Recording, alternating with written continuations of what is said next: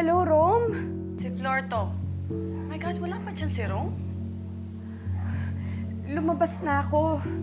Nakabalik na ako, pero wala pa rin siya. Bes, relax ka lang.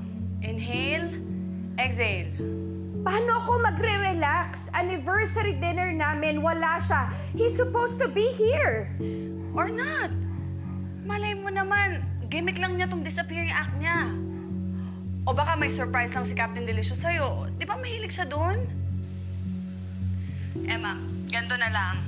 Maghintay ka ng 1 hour. Kung wala pa rin, tumawag ka na ng pulis. Give him a little more time. Weird man na manggaling sa akin, pero trust your husband, ha? I'm sure naman hindi niya gustong injunin ka sa sarili niyong anniversary celebration eh.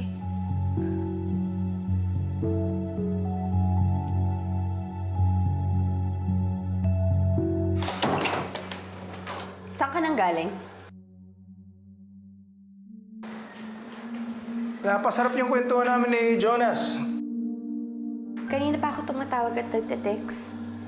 Hindi ka man lang sumagot.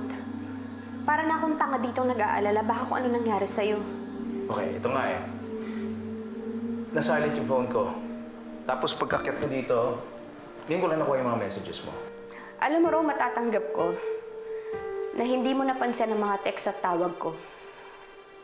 Pero ang hindi ko matatanggap ay yung nakalimutan mong anniversary natin. At pinaghintay mo ko. Una, birthday ko, tapos ngayon? Eh ma, huwag mo naman sisirain ang gabi. Bakit, Rom, hindi pa ba sira? Para akong tanga na nag-aalala kung ano nang nangyari sa'yo. Nakita mo ba yung pinrepare ko na pagkain sa dining? Lahat yun para sa'yo. But it seems like na parang baliwala lang. Eh ma, maaga pa ang gabi. Pwede pa tayo mag-celebrate. Saka sorry na naman ako, di ba? Nilalawakan kong pasensya ko para sa'yo, Rom. Dahil alam ko may pagkukulang din ako sa'yo. Lumipas ang 6 na buwan. Alam ko, may nagbago. Actually, madaming nagbago. Mas malamig ka pa nga sa yelo eh. Hindi na lang oras mong nawala para sa akin. Pati kay Austin. Kundi pati ikaw na rin, Rom. Okay, ano gusto mo? Ano to? Sumbatan? Gusto mo sabihin ko sa'yo na kung minsan kailangan din kita? Nawawala ka.